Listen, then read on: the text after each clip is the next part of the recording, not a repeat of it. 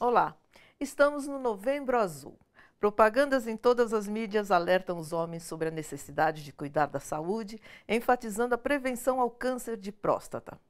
Convencê-los a praticar medicina preventiva não é tarefa das mais fáceis. Porém, hoje, lado a lado com a campanha, há uma corrente na medicina contestando a eficiência do rastreamento generalizado da doença feito por meio da dosagem do PSA e exame de toque retal. O nosso programa de hoje fala dos mitos e verdades sobre a doença, da campanha em si e também da sua eficácia. Será de fato uma boa política pública de saúde?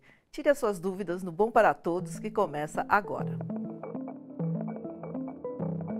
O homem hoje ele já começa a ter uma consciência de que é importante ele cuidar da sua saúde.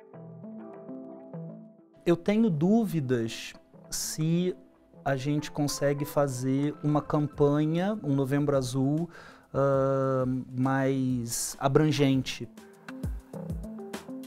Se eu me sentir mal, a primeira coisa que eu vou fazer é procurar um médico. O nosso convidado de hoje é Antônio Modesto, médico de família e comunidades. Tudo bem, Antônio? Tudo bem. Vamos lá. Gostaria de começar falando um pouco sobre o Novembro Azul. Você é contra o rastreamento do câncer de próstata entre a população masculina adulta de uma maneira geral. Por quê? Tanto o Ministério da Saúde, quanto o Instituto Nacional do Câncer e a Sociedade Brasileira de Medicina de Família e Comunidade, elas têm bem claro que a gente não deveria fazer um convite generalizado ou estimular os homens a buscarem serviços de saúde para fazerem o rastreamento de câncer de próstata, ou seja, para fazerem o PSA e o toque retal. E esse posicionamento vem de revisões de pesquisas internacionais, com milhares de participantes por muitos anos, que têm mostrado que, diferentemente de outras doenças, para o câncer de próstata, as pessoas que fazem o exame e eventualmente descobrem numa fase assintomática, e as pessoas que não fazem e eventualmente vêm a desenvolver sintomas da doença e, enfim, fazem o seu tratamento, esses estudos têm mostrado que elas não morrem em idades diferentes, ou seja, rastrear não modifica a expectativa de vida, não modifica a mortalidade dessas pessoas, né? Então, ou se nos estudos que dizem que diminui, é uma diminuição muito pequena, ou seja, um ganho muito pequeno, que talvez não valha os efeitos colaterais desse tratamento, porque muitos homens que operam câncer de próstata acabam com ou disfunção erétil, né, impotência sexual, ou com incontinência urinária, como uma consequência da cirurgia, né? Então, o que eu e essas sociedades defendemos é que homens que espontaneamente venham aos médicos ou ao serviço de saúde demandar um cuidado a respeito da próstata, que eles sejam explicados dos riscos e dos benefícios envolvidos com esse procedimento. Agora, os homens já têm fama de não cuidarem muito da saúde, não existe um risco dessa posição? Acho que esse posicionamento também traz para os serviços de saúde a missão de ser abertos às demandas dos homens, né? Então, se um homem opta por não realizar o rastreamento de câncer de próstata, e é uma decisão que não é uma decisão coerente, possível e justificável, que eles também tenham total acesso e tenham profissionais de qualidade à disposição para, se eles tiverem alguma alteração urinária, esse risco de câncer de próstata seja considerado também, né? Que a gente não atribua, que os serviços de saúde se tornem sensíveis às queixas dos homens em geral e particularmente essas que podem ser relacionadas às doenças da próstata, né? Ok. O machismo que faz tantas mulheres se queixarem é ruim não só para elas. Os próprios homens são vítimas desse comportamento ultrapassado. Segundo eles, é o machismo que os impede de cuidar melhor da saúde e, principalmente, de se submeter a um exame de toque para a detecção do câncer de próstata. Se o mês de outubro foi rosa, quem dita o tom da prevenção em novembro é o azul. Essa é a cor que ilumina os monumentos de todo o Brasil e chama a atenção do sexo masculino na luta contra uma doença que mata cerca de 15 mil homens por ano no país, o câncer de próstata. O primeiro é o câncer de pele, melanoma.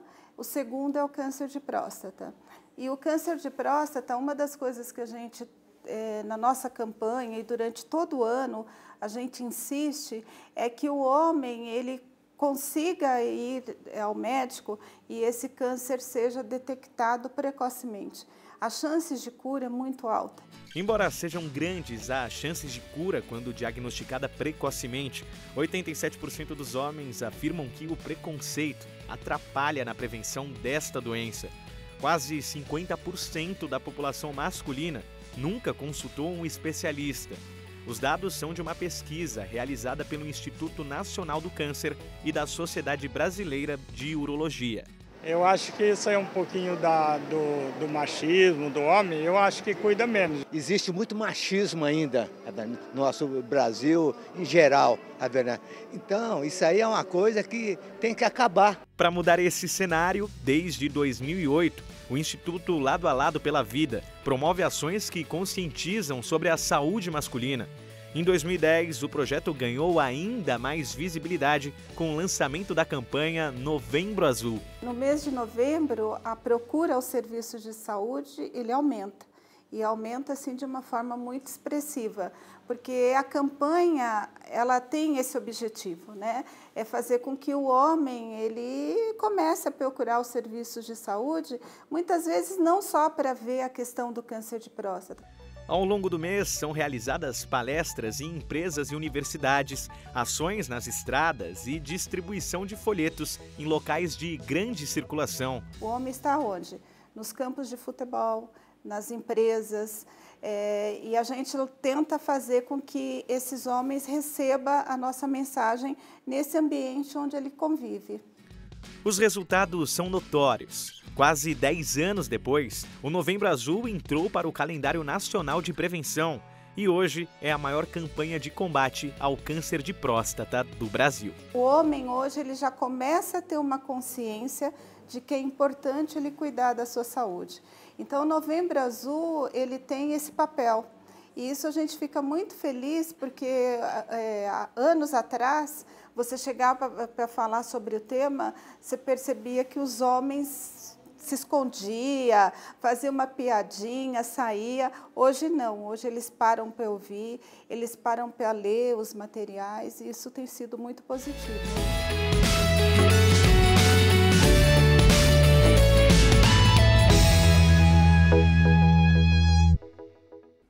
Acho que essa pergunta que nos chega pelas redes sociais vai na linha da nossa reportagem. O Paulo Souza, de Mogi das Cruzes, pergunta: o exame de PSA não é seguro o suficiente para evitar o exame de toque?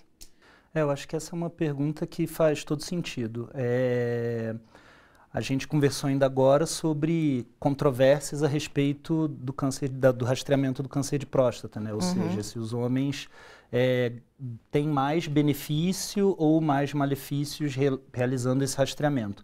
Mas uma vez que eles tenham entendido os riscos envolvidos e optado por fazer o rastreamento, o mais adequado realmente é associar o PSA com o toque retal, porque ambos têm sensibilidades limitadas. Enfim, o toque pode não alcançar lesões, nódulos muito pequenos ou dependendo da localização, e às vezes o PSA também pode não identificar, o exame de sangue pode não identificar algum aumento de PSA, ou mesmo no momento em que ele é feito, isso não está tão evidente. Então, o que a própria Sociedade Brasileira de Urologia recomenda é que, ao fazer o rastreio, que sejam associados esses dois exames. E é bom dizer também que o toque retal é um exame que, apesar de trazer pavor ao coração de muitos homens, ele é um exame super rápido, enfim, é uma questão de segundos, você consegue fazer uma avaliação e, enfim, quanto a isso, não deveríamos ter tanta resistência, não.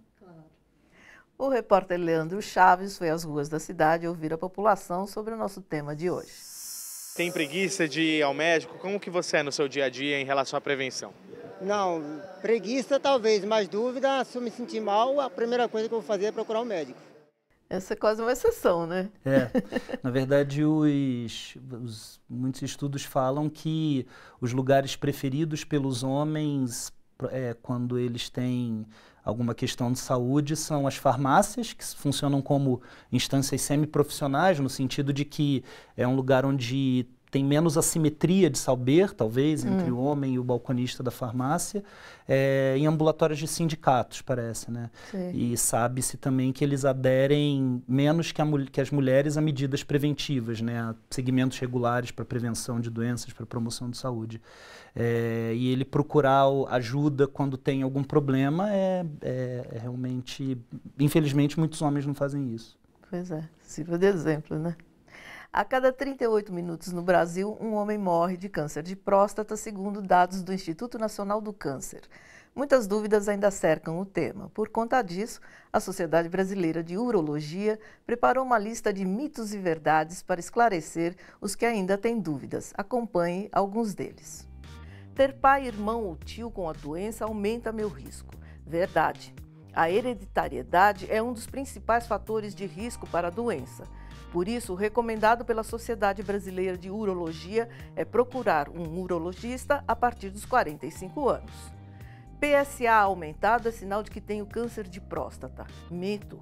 O antígeno prostático pode apresentar alterações em várias situações que não o câncer, como a hiperplasia benigna da próstata, prostatite, uma inflamação e trauma.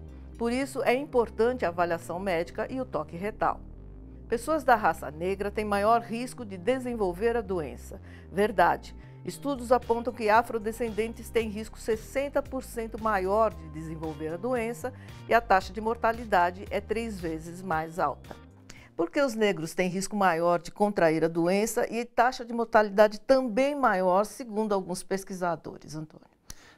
Tem, claro que há componentes individuais, não modificáveis, como por exemplo a genética, né, que predispõe a população negra não só a maior risco de câncer de próstata, mas a uma prevalência maior de hipertensão arterial, por exemplo. Mas o que eu acho que é importante a gente destacar são os fatores socioculturais também, né? Então é uma população que tem maior dificuldade de acesso a serviços de saúde e que sofre de racismo institucional. Então, quando você compara usuários do mesmo SUS, né? Homens brancos e homens negros, você vê que há diferenças no atendimento deles. Há muitos estudos a respeito de mulheres, né? Na relação com o serviço, estudos a respeito de violência obstétrica, né? Então, o que eu acho que precisava ser destacado aqui também é que não é só uma questão genética, é uma questão sociocultural também e de responsabilidade também dos profissionais de saúde. Com certeza. Isso precisa ser bastante revisto, né? Porque é fato mesmo que existe essa diferença, né? No próximo bloco, a importância de não relaxar quando se trata de cuidar da própria saúde. Tá com 2 anos atrás, voltou de novo. Aí eu estou em tratamento. Estou tomando medicação até agora.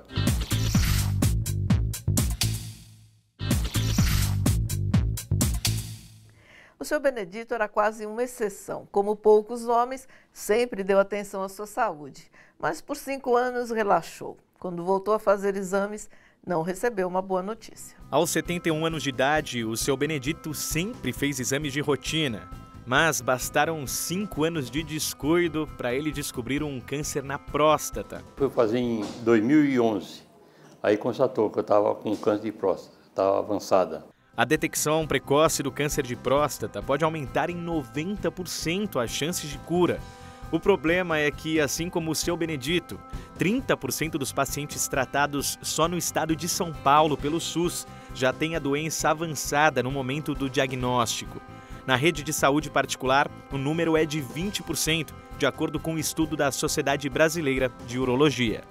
Se o senhor tivesse ido antes, poderia ter sido algo evitado? Tinha prevenido, né? Tinha prevenido bem, mas não fui, né? Aí descuidei, pronto. Por que você acha que os homens... normalmente as mulheres se preocupam mais do que os homens em questão de ir mais no médico, fazer um check-up. Por que você acha que a gente não se preocupa tanto assim? Porque o homem tem vergonha, né? Tem vergonha de ir fazer esse exame, né? Mas o certo é fazer, né? O tratamento não é fácil. Ele já passou por 37 sessões de radioterapia. Hoje ainda toma medicamento controlado e se prepara para mais uma batalha contra a doença, sem perder o sorriso e a esperança de que é possível vencê-la.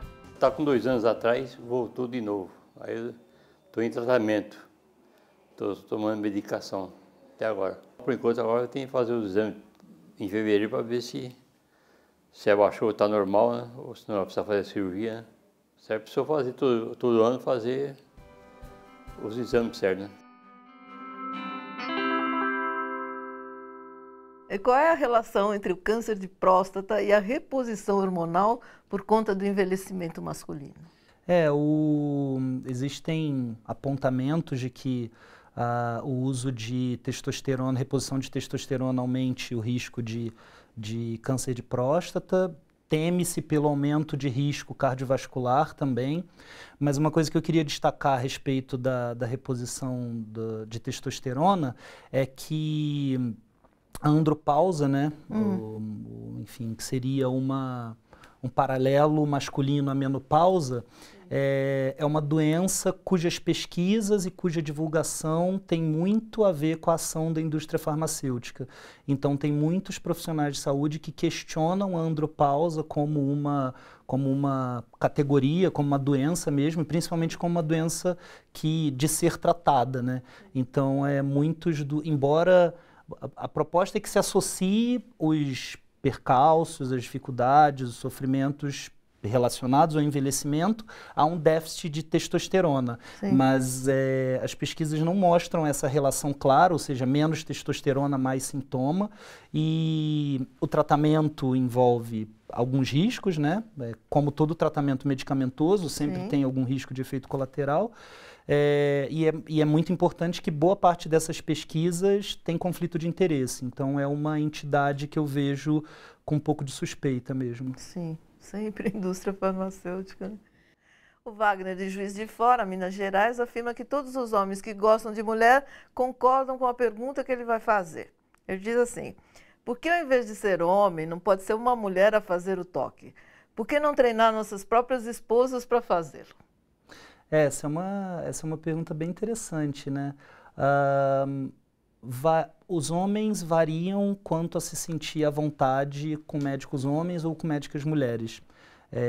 Então, há homens para os quais isso não faz diferença, há homens que preferem médicos homens, e há homens que diferente dele, prefeririam, não sentiriam muita vergonha em serem tocados por mulheres, né? Mas é claro que não daria para treinar a esposa para fazer isso, porque, enfim, é um ato de um profissional de saúde, né, de um médico. Claro. E assim, levando a pergunta dele ao pé da letra, ela não teria a experiência de conseguir fazer essa identificação. Mas eu vejo nessa pergunta também uma possibilidade de exploração do próprio corpo, assim, pelo casal. E, acho que isso remete também à nossa questão de disfunção erétil, que os homens são levados a crer que eles precisam sempre estar dispostos, sempre estar com uma ereção, sempre serem capazes de fazer a penetração, né? Sim. Então, tirando essa pergunta do campo do rastreamento do câncer de próstata, né, do exame médico, acho que tem aí também possibilidade do casal explorar o corpo um do outro, né? Claro. Acho que é interessante trazer isso. Interessante a pergunta dele, também achei bacana. Conheça alguns alimentos considerados adequados para ajudar na prevenção do câncer de próstata e que devem ser consumidos ao longo de toda a vida. O azeite de oliva extra virgem, com acidez menor do que 0,5%, não pode faltar na alimentação diária por ter alto poder antioxidante e anti-inflamatório. Abacate, que é rico na chamada gordura do bem, além de cereais e grãos integrais, verduras e legumes variados, de preferência temperados com ervas. O licopeno do tomate e também da melancia, goiaba, mamão e outras frutas vermelhas é essencial para a saúde de órgãos como fígado, pulmões, pele, cólon, próstata, glândulas suprarrenais e sangue.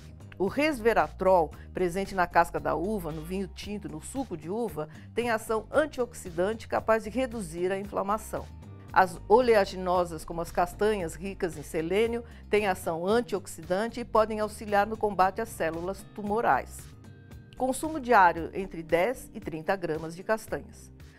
A essa relação dos chamados alimentos adequados, nós poderíamos acrescentar não fumar, praticar atividades físicas, não beber em excesso e fazer exames de rotina, não?